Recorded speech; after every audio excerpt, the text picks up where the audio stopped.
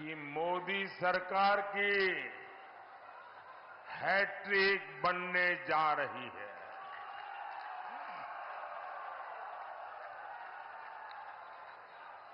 नई सरकार में मुझे गरीबों के लिए, युवाओं के लिए, महिलाओं के लिए, किसानों के लिए बहुत सारे बड़े फैसले लेने हैं और इसलिए मैं बाराबंकी और मोहनलालगंज के लोगों से आशीर्वाद मांगने के लिए आया हूं।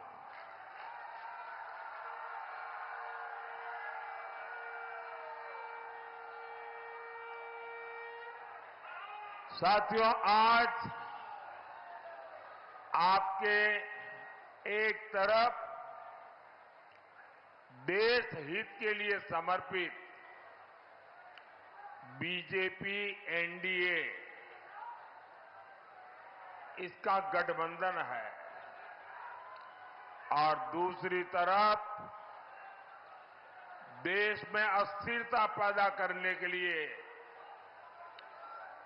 इंडी गठबंधन मैदान में है। जैसे जैसे चुनाव आगे बढ़ रहा है, ये इंडी वाले ताश के पत्तों की तरह बिखरना शुरू हो गए हैं।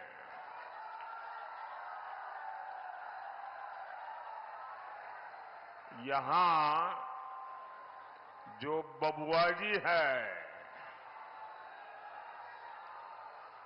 बबुआजी यानी हमारे समाजवादी शहजादे, अब उन्होंने एक नई बुआ की शरण ली है।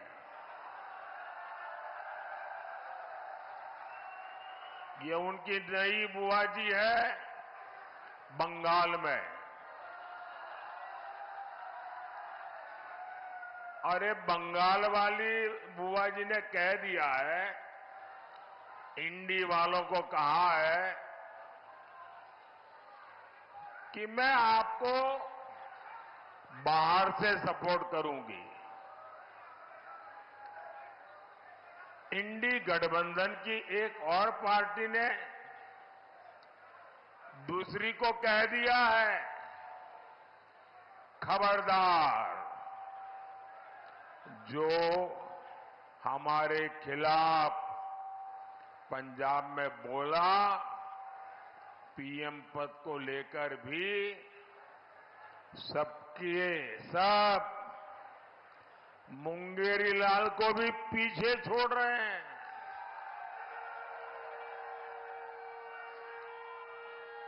इनके सपनों की इंतहा देखिए। कांग्रेस के एक नेता ने कह दिया कि रायबरेली के लोग प्रधानमंत्री चुनेंगे। ये सुनते ही समाजवादी शहजादे का दिल ही टूट गया।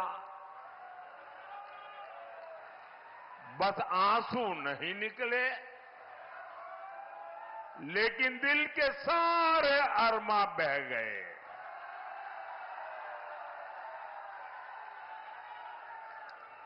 अब आप बताइए,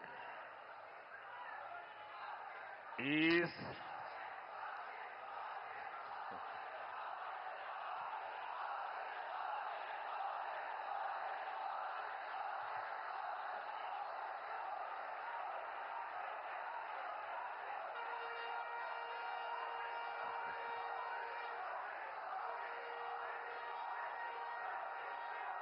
आप सब लोग इतने तेज तरार है कि सारी बात इशारों में समझ लेते हो।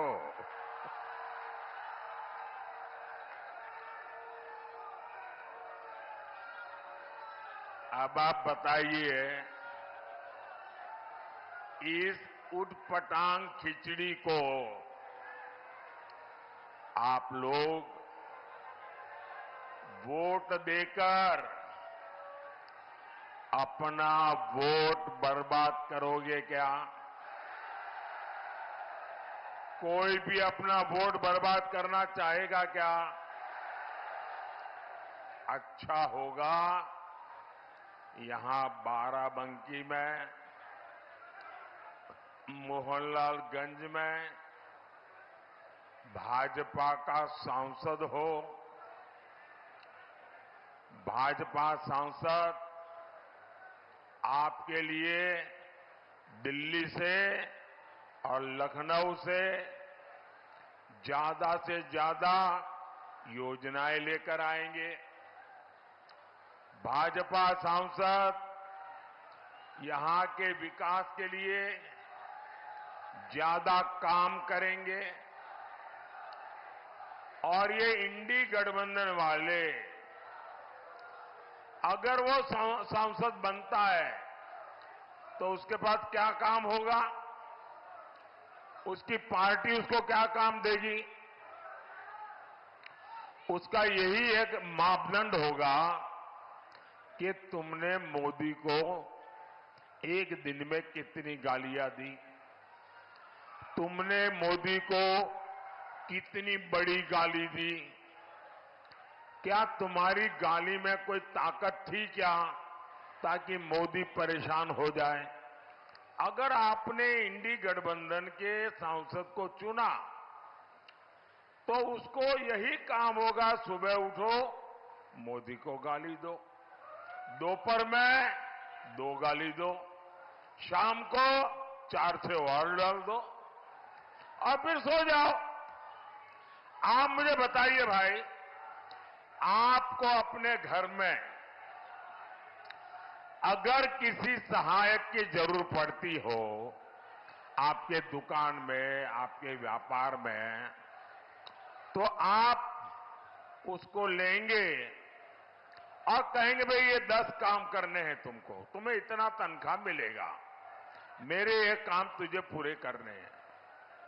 कोई ऐसा आदमी रखेगा कि भाई तुमको मेरी दुकान के बाहर खड़े रहना है और सामने वालों को बस गाली देते रहना है? इसके लिए कोई तनख्वाह देगा क्या? इसके लिए कोई किसी को रखेगा क्या? कोई समझदार आदमी ऐसा करेगा क्या? क्या गाली देने के लिए हम किसी को रखते हैं क्या? तो ये गाली देने वालों की जरूरत क्या है भाई?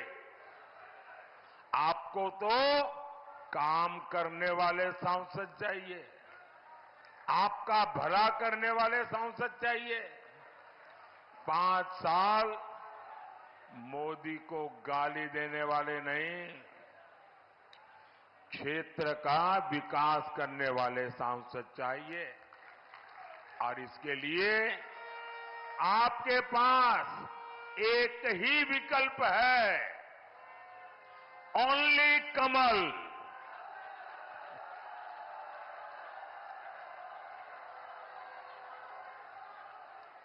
और इसलिए बाराबंकी से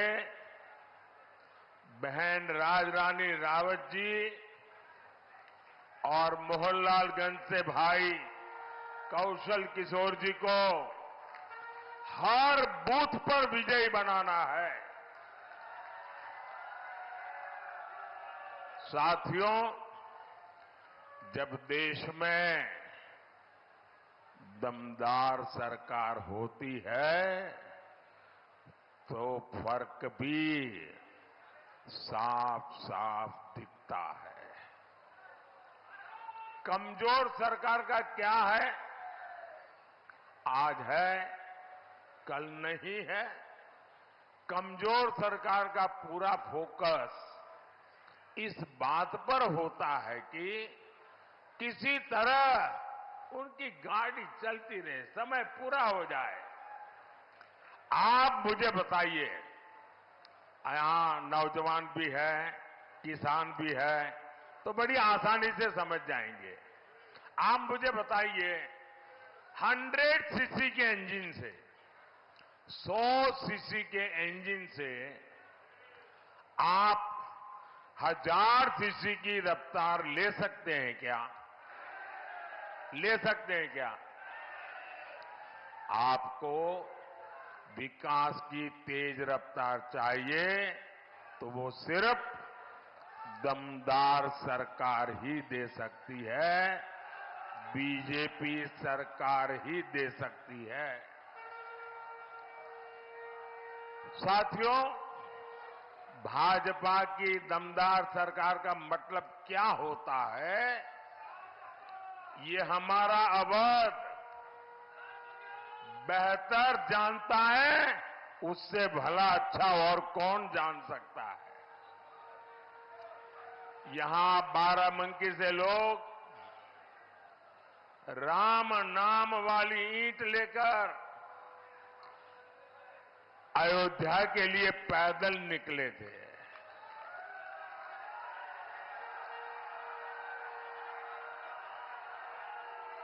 जो पहली बार वोट डाल रहे हैं, जो युवा है, उन्हें पता ही नहीं होगा 500 साल के इंतजार के बाद, 500 साल का इंतजार, ये इतिहास की बहुत बड़ी घटना है कि पीढ़ी दर पीढ़ी हमारे पूर्वज संघर्ष करते रहे, बलिदान देते रहे, त्याग की पराकाष्ठा करते रहे। 500 साल के बाद, और वो दिन याद कीजिए, लोग जब हमारे रामलला को टेंट में देखते थे, उनके आंसू नहीं सूखते थे और लोग सरकार को जितनी भद्दी भाषा में गालियां दे सके देते थे। लेकिन आज 500 साल का इंतजार खत्म हुआ कि नहीं हुआ? 500 साल का इंतजार खत्म हुआ कि नहीं हुआ? रामलला भव्य मंदिर में विराजित हुए कि नहीं हुए? किसके कारण? किसके कारण? किसके कारण? किसके कारण? अरे भाई, मोदी मोदी मत करो, ये तो आपके एक वोट के कारण हुआ है। ये आपके वोट की ताकत है, जिसने एक दमदार सरकार बनाई, एक मजबूत सरकार बनाई और आपका 500 साल का इंतजार समाप्त हुआ। आपका वोट 500 साल का इंतजार खत्म कर सकता है।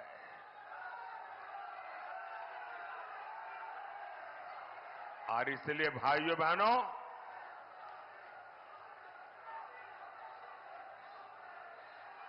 कमल के निशान पर बटन दबा के आगे भी ये दमदार सरकार बनानी है और दमदार फैसले भी लेने हैं। लेकिन साथियों, दूसरी तरफ ये कांग्रेस वाले, ये सपा वाले क्या कह रहे हैं? पहले इन्होंने रामलला को टेंट में पहुंचाया, फिर अपनी वोट बैंक को खुश करने के लिए इन्होंने कहा यहां मंदिर की जगह कोई धर्मशाला बना दो, कोई स्कूल बना दो, अस्पताल बना दो। अब जब मंदिर बन गया तो उन्होंने इतना पेट में जहर भरा पड़ा है, इतना जहर पड़ा है, पता नहीं उनकी राम से क्या दुश्मनी है। रामलला की प्राण प्रतिष्ठा का निमंत्रण ठुकरा दिया।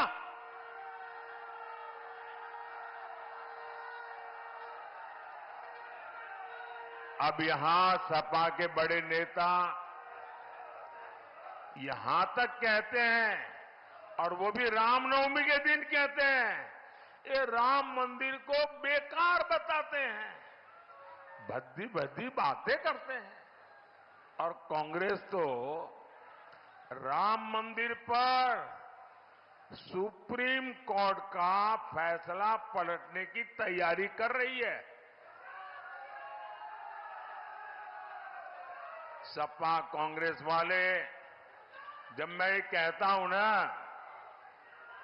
कि भाई कांग्रेस में ही रहने वाले एक नेता ने कहा है कि वे लोग ये कोर्ट का निर्णय पलटना चाहते हैं।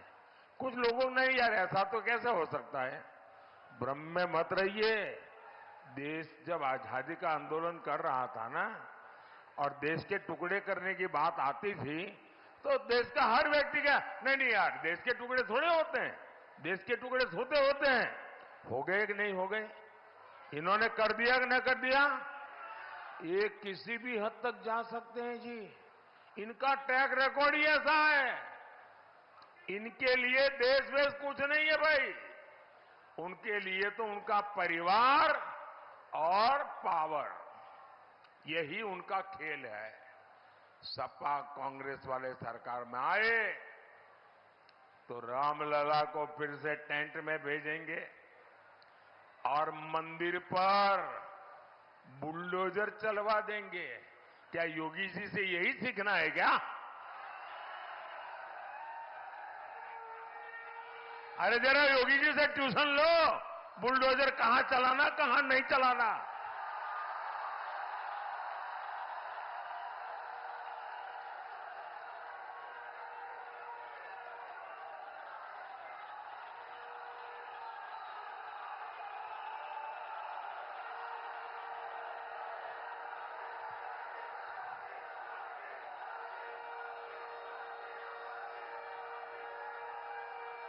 साथियों, ये चुनावी सभा के लिए मैं कहने के लिए नहीं आया हूं, मुझे चिंता है, क्योंकि उनका ट्रैक रिकॉर्ड ऐसा है, यही इनकी साजिश है। आप ऐसे लोगों को अगर आप वोट दे सकते हैं क्या?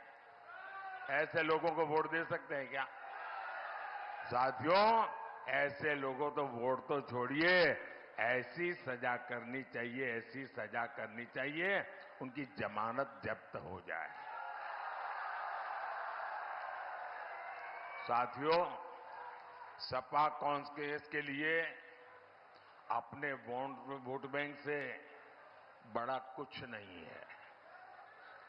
और जब मैं इनकी पोल खोलता हूं तो ये बेचैन हो जाते हैं, नींद हराम हो जाती है, लेकिन फिर क्या करते हैं, जैसे बहुत बुखार चढ़ जाए ना तो वो आदमी कुछ भी बोलता है, ये भी कुछ भी बोलना शुरू कर देते हैं, ऐसी गालियां देते हैं। आप मुझे बताइए, बाबा साहब आंबेडकर जब संविधान बन रहा था तब धर्म के आधार पर आरक्षण के सबसे बड़े विरोधी थे। धर्म के आधार पर आरक्षण नहीं होगा, ये संविधान सभा ने निर्णय किया था और सोच विचार करके किया था। अरे इतने ही नहीं, इनके परनाना ने भी धर्म के आधार पर आरक्षण का विरोध किया था। लेकिन 10 साल पहले यहां यूपी में इन लोगों ने धर्म के आधार पर आरक्षण देने की कोशिश की थी, और कर्नाटका में तो कर दिया।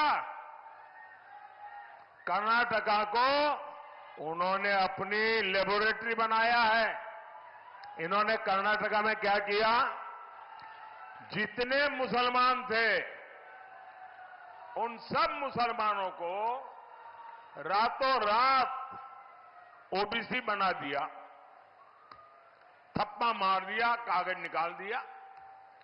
अब जो ओबीसी को आरक्षण मिला था उसमें से बहुत बड़ा हिस्सा ये लूट करके चले गए और लोग वहां हाथ घिसते रह गए। क्या यहां आपका आरक्षण कोई लूट जाए आपको मंजूर है क्या? क्या आरक्षण लूटने देंगे क्या? क्या ओबीसी का हक छीनने देंगे क्या? क्या एससी का हक छीनने देंगे क्या? एसटी का हक छीनने देंगे क्या? अरे बाबा साहब आंबेडकर ने जो दिया है उसको कोई हाथ नहीं लगा सकता है। और बिहार के इनके चारा घोटाले के जो चैंपियन है ना, अदालत ने जिनको सजा फरमाई है, अभी जेल से तबीयत के बहाने बाहर घूम रहे हैं, वो तो यहां तक कह रहे हैं कि पूरा का पूरा आरक्षण अब मुसलमान को मिलना चाहिए। अब मुझे बताइए, इसका मतलब दलित, आदिवासी, पिछड़े, ओबीसी, इनके पास कुछ बचेगा ही नहीं भाई। मैं आपकी रक्षा करने के लिए, आपके अधिकारों की रक्षा करने के लिए 400 पार मांगता हूं आपसे।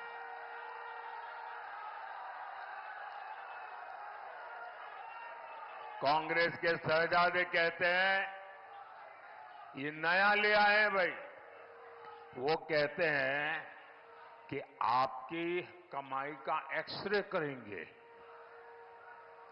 मतलब आपका लॉकर में क्या है, आपकी जमीन कितनी है, गहने कितने हैं, सोना कितना, चांदी कितनी, आपके मंगलसूत्र कहां है। वो लूट चलाना चाहते हैं। वो क्या कहते हैं कि आपके पास जो है आपसे लेकर के जिसके पास नहीं है उसको दे दिया जाएगा। मतलब जो वोट जिहाद करेगा उनको दिया जाएगा। भाइयों बहनों, ये इनका ट्रैक रिकॉर्ड है। सपा कांग्रेस तुष्टीकरण के आगे घुटने टेक चुकी है। और मोदी जब इनकी सच्चाई देश को बता रहा है तो वो क्या कह करते हैं, और ये लंबे समय से उनकी इकोसिस्टम में, उनके बेईमानी को अगर आप बेनकाब कर दो, उनकी घोर सांप्रदायिकता को बेनकाब कर दो, उनकी वोट बैंक की राजनीति को बेनकाब कर दो, दिन रात हिंदू मुसलमान करने वाली उनकी सोच को बेनकाब कर दो, तो वो कहते हैं मोदी हिंदू मुसलमान करता है। अरे मोदी तो बोलना पड़ता है तुम्हारे पापों का ये पूरा इतिहास देश को बताने के लिए। साथियों, ये लोग संविधान विरोधी है, ये दलित और पिछड़े विरोधी है। मोदी ने आर्टिकल 370 हटाया, इससे जम्मू कश्मीर में भी संविधान लागू हुआ, वहां दलितों को भी उनके अधिकार मिले। वो 2 दिन पहले ही सीएए कानून के तहत शरणार्थियों को नागरिकता मिलनी शुरू हो गई है। बड़ी खुशी खुशी मना कर वो कागज लेकर के फोटो निकलवा रहे हैं। ऐसे गरीब लोग निराधार पड़े थे देश में, कोई उनकी पूछने वाला नहीं था जी। इसके जो लाभार्थी है उनमें ज्यादातर मेरे दलित भाई बहन हैं, मेरे पिछड़ी समाज के भाई बहन हैं। सपा कांग्रेस के लोग इसका भी विरोध करते हैं। सपा के लोगों ने यूपी में दलितों के साथ कितना अन्याय किया है ये बच्चा बच्चा जानता है। जो मोदी देश के संविधान को सशक्त कर रहा है उसको लेकर अफवाहें फैलाते हैं। संस्कार देखिए साथियों, भाजपा सरकार बाराबंकी के किसान राम शरण वर्मा जी को बड़े गर्व के साथ पद्म पुरस्कार देती है, पद्म सम्मान देती है।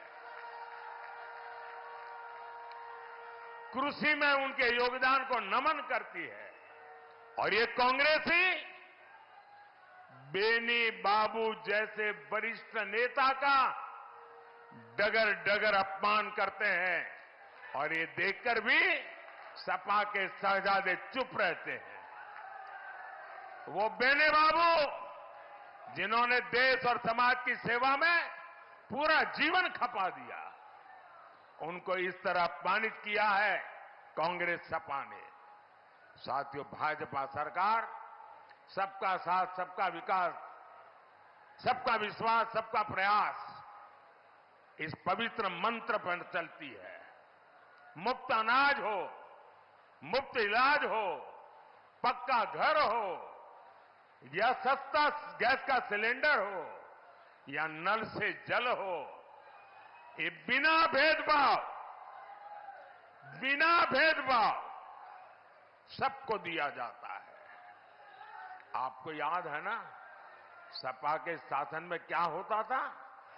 अरे उस समय बिजली भी जो वोट जिहाद करेगा उसके लिए रिजर्व रहती थी, बाकियों को बिजली नहीं मिलती थी।